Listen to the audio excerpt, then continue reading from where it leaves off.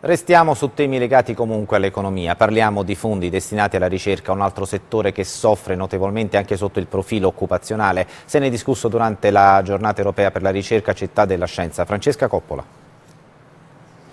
Le nostre spalle Rody Man, che è un robot molto napoletano a quanto pare. Sì, è un robot che è destinato alla manipolazione dinamica di oggetti, cioè per manipolazione dinamica si intende da un lato il fatto di avere degli oggetti deformabili, non necessariamente rigidi, e dall'altro il fatto di manipolarli non in maniera prensile, cioè afferrandoli, ma anche col palmo, col dorso della mano. Non si sostituirà ai pizzaioli, custodi di una delle nostre tradizioni più antiche, assicura il suo inventore, ma Rody Man sarà la frontiera della robotica umanoide applicata alla chirurgia e alle lavorazioni tessili.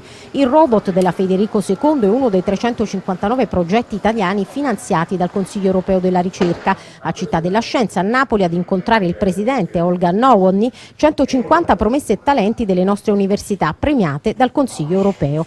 La metà dei progetti sostenuti con borse di studio è ideata da ricercatori italiani costretti a lavorare all'estero. C'è un fuga dei cervelli che da sempre l'università, gli enti di ricerca hanno bisogno di più finanziamenti, certamente finanziamenti per le università, per la ricerca e tutto. Attesa all'incontro, il ministro Maria Chiara Carrozza ha inviato un messaggio in cui motiva la sua assenza con impegni legati alla discussione del decreto L'istruzione riparte. Tra gli atenei maggiormente indeboliti dalla nuova norma sul turnover universitario c'è l'Università Federico II. Il 7 novembre Città della Scienza riaprirà i padiglioni rimasti intonsi dopo il rogo di marzo per accogliere futuro remoto.